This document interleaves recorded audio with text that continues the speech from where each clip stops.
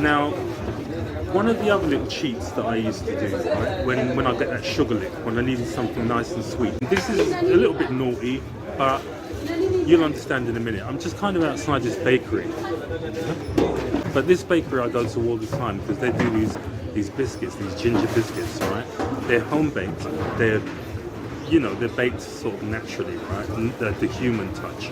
So I don't feel as though I'm eating anything processed or anything like that. These biscuits are absolutely gorgeous. So I'm just going to go in there and ask for some, and I'll show you. Okay, so here I am, folks. I'm just underneath the shutter now, inside the bakery. And there's my friend there, just doing his work. Right? But the tangy biscuits are over here.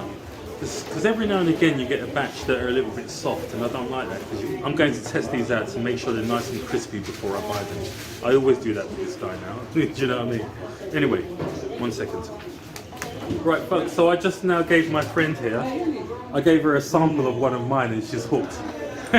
she just bought a packet. Look, she's actually bought a packet for herself now.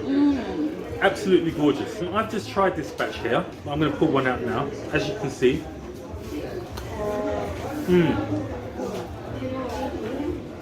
Obviously home baked, obviously baked somehow with real tangawizi, real ginger. That's why even though they're sweet, they're kind of sugar sweet. I still don't mind eating these because I know that they've been cooked with love, and that's very important.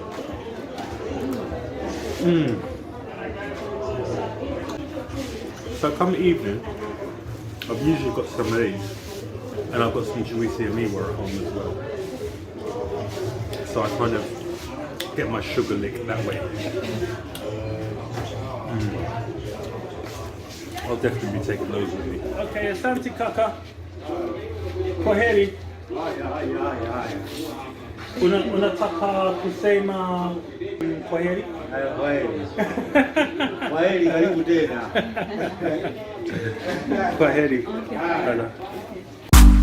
There's another one for the motherland. Yes, yes, yes, there's another one for the motherland. When the shade on the DT. For your info, check the intro, check the logo. I'm for the... Do you remember this? This is the Maasai medicine that I got from that Maasai guy. Do you remember when we visited him? Well, I've used up quite a lot of my Maasai medicine, but there are other ones here. This one, I can't remember. I think he said that this is for the lower back. And this one, there was one that he just told me that you just have, you know. I remember why I bumped into a bunch of Maasais. I was walking down the beach once and I bumped into a bunch of Maasais who were working at one of those.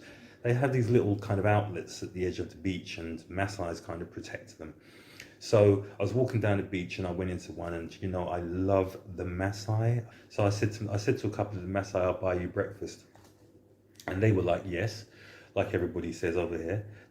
So when it came time to actually start eating, she only brought out breakfast for me. And I was like, what about my Maasai brothers?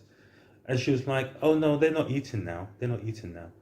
And I was like, but, I paid for their breakfast. I wanted them to eat with me, kind of thing. But they wouldn't eat.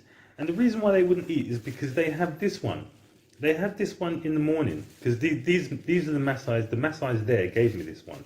I put 10,000, right? About three quid, something like £3.50, something, I don't know. And they wouldn't eat because they had this one in the morning, and this one kind of keeps them going. So they're kind of well disciplined like that, and they take their medicine seriously. When I was living in the non-Babylonian side, when I was living in the rural side with the real people, if you don't get too close to people, they are really wonderful.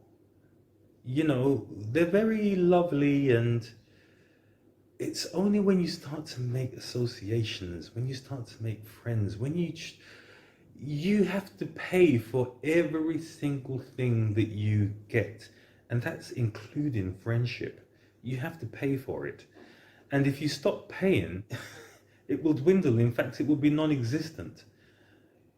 You know, because you are seen as means and as an opportunity. I've got so many stories, but I've noticed that in these little in-between snippets of me chatting, I go on way too long. I know, don't I?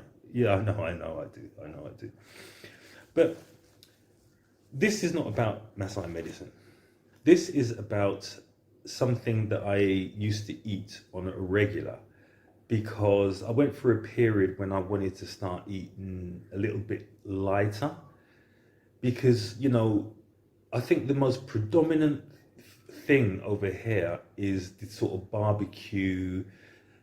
It's either chicken or mbusi, which is goat, a little bit of beef, samaki, fish, but they do these kind of barbecue things, and they're everywhere. Everybody's got a barbecue kind of thing out. Now, you kind of get fed up with that. So I discovered this thing called Urojo. And I was eating Urojo every day for a good period of time. Ultimately, I think it's important for me to show you it, because I used to eat this stuff regularly, right? So, Urojo. Okay, so guys, one of the things that I generally sort of buy when I'm over here is it's a kind of street food thing, and they call it Urojo, and it's like a soup.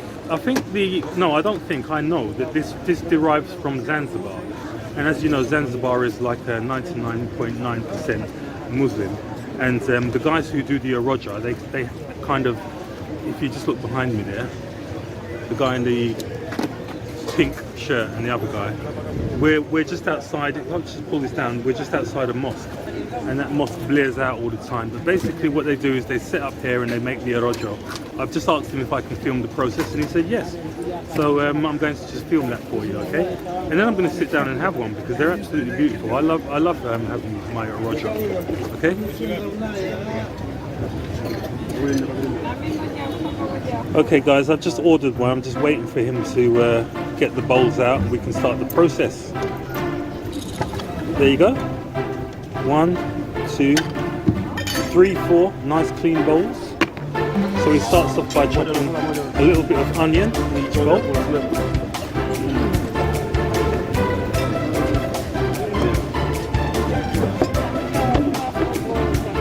little bit of green leafy vegetables.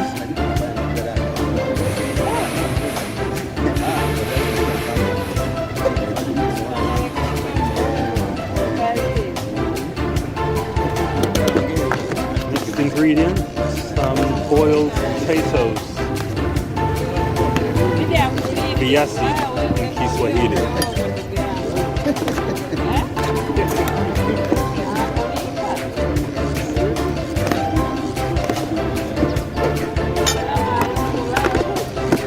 Right, these mixed beans here, I don't know what they're called. But they're like little kind of potato balls, and they've got a little sort of onion type taste in them. I'm not sure what they're called, but they're okay to eat. Kind of spongy little potato balls. Now the next ingredient, this really sets it off, man. I love. This is fried cassava. Fried cassava? Is that cassava? Yeah. All right, I didn't even realise. Yeah, fried cassava, but I love the cassava because it gives it that sort of crunchy texture. All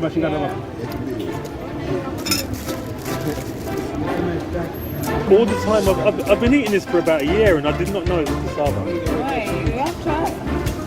Yeah, but none of these guys speak English, so I can't. That's a coconut pili pili. Oh, coconut pili pili just went in, and as you can see, what he's doing now is he's just splitting the eggs now and chucking those in as well. A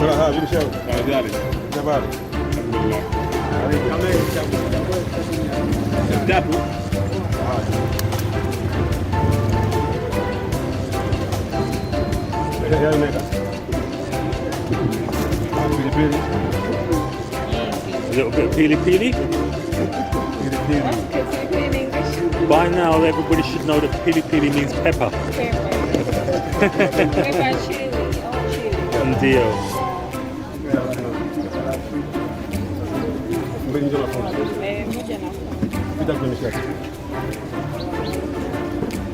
Is that my one, Rafiki? Is that my one? You see, this guy's he's never got any mercy on me, you know. He just speaks. Una say maharaka. Sielewa. Una say maharaka sielewa. Kwako. Oh, mine's coming. Mine's coming. Okay, sawa.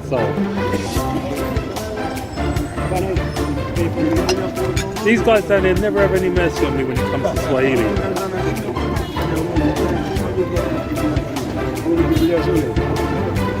Mambo.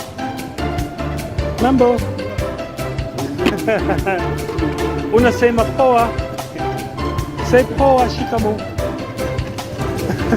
She's shy. Tuweke tayari hapa ya kwako. Unasema nini? Ya kwako. Kwako? Oh, right. I think that means that I've got to pick the bowl up and go and get my soup mixture. What they do is they pour the soup on top of it. Right, so let me just find my way around to the soup, man.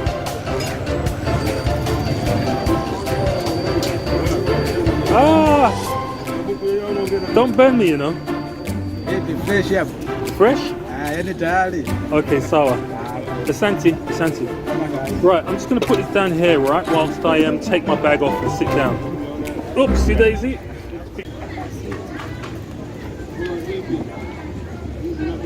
Right, guys, so I've just now managed to mount my phone in my bag in a very, very awkward way.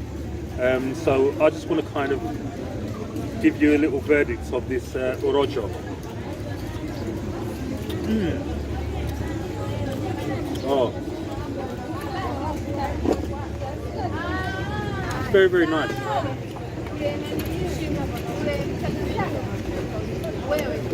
And I think one of the things I like about Roger more than anything else is that there are so many different textures. You've got the crispy cassava, you've got the eggs, you've got the meat, you've got the potatoes. It's just like a big mix of lots of loveliness, and it's all meshed together with this kind of salty soup.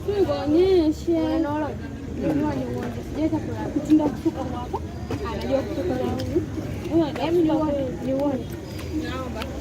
I'm going to hold this thing up now so that you can see the actual environment that I'm in. This is my friend here. Do you know last name on it? Najmi. Oh, Najma. This is Najma. Like I say, we're just outside Miskatini. Yeah, we're just outside the mosque. So there's going to be lots of Muslims in this little region here. But you don't have to be a Muslim to eat a Urojo, do you? Of course you do, or of course you don't. Anyway, guys, it's not easy balancing this plate, right? So I'm going to have to switch off, right, and get stuck into my Urojo. Okay, love it all. There's another one for the motherland. Yes, there's another one for the motherland. When the shade on the detail. I like it, Paris beats.